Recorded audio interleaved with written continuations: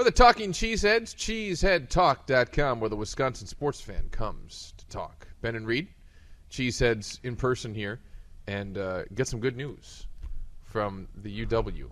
Another white guy has committed to play basketball for UW. But he can shoot. That's the problem. That's what white guys do.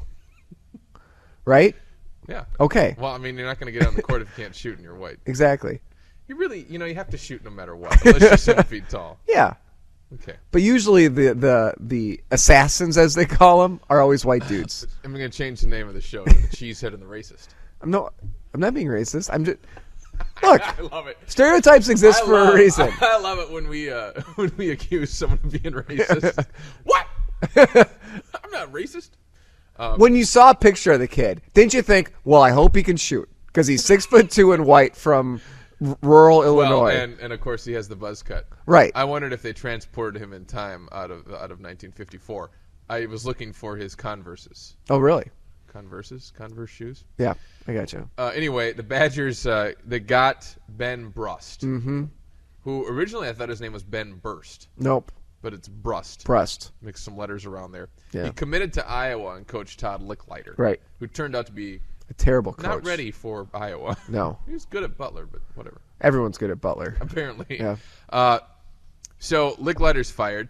Brust says, can I get out of my scholarship? Iowa says, sure. But the Big Ten has a rule. I'm just reviewing here. Thank you. That you can't transfer within the conference. Stupid rule. Dumb. UW Minnesota Northwestern appeal. Then on the second appeal, because it got turned down, UW Northwestern appeal. They win. Brust is coming to UW. Woo! That's the quick cap of this story if you haven't been paying attention. Was also recruited by Boston College. Yep. And Cornell. And Butler. So, look, he might be good. Yeah. Who knows? He's heady. I feel like there was a better comparison than Jason Bohannon. You know how I feel about Jason Bohannon. I kind of agree. I mean, I'm not... It's hard for me to sit there and rip into college kids. It's kind of like the Brian Butch factor. I didn't rip on him. I know. I just wish there was a better comparison. I know. I'm just saying, you had Butch who came in McDonald's All-American. Yeah. They thought he was, going to be just a star. Yeah. And he wasn't, and he developed into a very good player his senior year. Still had those Brian Butch moments where you're like, oh my God. Yeah. But he was productive. Really him and Steam's my guess, the only productive big men under Bo Ryan. Highly touted 7-footer.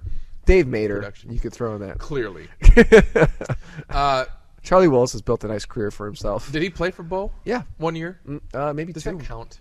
I'm talking about recruited from start to finish. So you're not considering Mike Wilkinson a big man? No, he's 6'8". I'm talking about 7-footers. Oh, I'm talking okay. about the trees. Yeah. Okay? Right. Wilkinson had excellent footwork. The point is, you got Brust, who's in there, and they get him. You've got Dukan. Douche. Is that really? No, I have no clue. I'd go by Douche if I was him. I would too. I wouldn't go Douche. No. Douche Dukan. I guess we'll find out soon enough. Yeah. Who is a swing man, 6'8", who can also shoot. He can shoot. And rebound. And be the swing man. So maybe like the step up from Jarmus. Or the step up from Bohannon if you're Brust. Well, I like a 6'8" instead of a 6'5" swingman. Yes. Personally. Yeah, me too. I think that's better. And you've got Gasser. Kyle Gasser. Port Washington, right? Yes. So he's a all-state guy. Combo guard. Combo guard, yeah. Yeah. This is the Badgers recruiting class. And then you have Evan Anderson. Yeah. Okay. Who nobody likes. No, I honestly feel bad for the kid. I don't know him. I've actually never seen him play. I probably would have seen him play if he could have gotten his team to state. Couldn't do it, though. Couldn't do it. Being 6'11" in Eau Claire. He did, yeah. And then he looked like he didn't impress, let's just say, at the Kohl Center floor. And of course, he's dealing then with all the weight of other big men that the Badgers have recruited. Yes. The elephant graveyard. The J.P. Gavinskis of the world. Right. The Ian Marcos of the world. So everybody around the state, and I mean everybody. Everybody. Even his family. I think is saying this kid's a big stiff. And that's too bad because I'd love to give him I will give him a chance. He's college. He's coming out of high school. I'm going to give him a chance. If you're 6'11", he's going to redshirt. I mean, there's no doubt about that. These other three, they might play this year. Yeah. Anderson's going to redshirt. Mm-hmm. Yeah. All you need to do if you're 6'11", right? Am I right? Is develop a turnaround jump hook. Isn't that the only move you really need? Yes, kind of. Yes. In the Big Ten, it'd be a big plus. Okay. But here's the deal: you still need to have some athletic ability in order to do that, especially I don't know. when you're 6'11". Yeah, you do. You do hooks. They're not easy. When you're 6'11", they're easy. No, not when you're in a game and the little pesky guard's doubling down on you. You get the ball up here. You Yeah. keep it high, pivot, hook shot. See that? More instructional videos from Reed Roberts. I got something on YouTube. Post Moves 101. 877. If I can do them, you can do them. 877-350-9732 is our Cheddar line number. Okay, so you look at the recruiting class. Yeah. And I'm just A lot of 5-star guys in there. I'm giving Anderson an incomplete for now. I'm just going to wait on him. I'm going to pretty much say he's redshirting this year. Probably won't see him for 3 or 4 years, if at all. All right. You'll see him on the bench. That's what I feel. Yeah, next to JP Kavinsky. Yeah. Giving each other 6'11" high fives. That's which is really tall. Yeah. That's way up there as a high five. But you look at this class, and you look at the drama that came behind this class. And the drama is Vander Blue, going to Marquette after committing to Wisconsin. And the vitriol around the state. People hate Vander Blue. Yeah. Apparently. Yeah, they do. Almost as much as Evan Anderson. No, more. Wow. Because he committed, and then he backed off. Plus, he's got talent. Yeah. And so he's going to play that street ball at Marquette. Yep. That's what they do over there. Yeah. Buzz Williams just promises everyone starting spots. You want to start? Go ahead. You can start. It pretty soon ends up with 10 starters, which you can't do. You'll be in the NBA in a year. Yeah. But that's going to be the rival here. So technically, DuCon replaced Vander Blue's scholarship. Because Ion Markov left, you got Brust now. Yep. And my question is this enough to make up for the loss of Vander Blue, this recruiting class that Bo has? So 4 guys, or two guys to 1, is what you're saying. I mean, yeah. And then you got Gasser coming in. You've got these 3 guys who are going to look to really contribute. I mean, look, I've been ripping the class, but it seems okay. You got some guys. They all have pretty good height for their position. It's not like you're getting some guy who's 6 foot as your guard and, is 6'5", like we talked about first swing man. I have no clue. That's the thing. And who knows how good Vander Blue's going to be at Marquette. I was just going to say that. He'll get the opportunity to be good. But, Wesley Matthews, did he really live up to his potential there? And by the time he's a senior, maybe his senior year. 3 guards, but that was it. And now you're seeing him play much better in the NBA. I mean, Jerome Amon, right, fizzled out after 7 games. What a joke. What a total joke. What was that?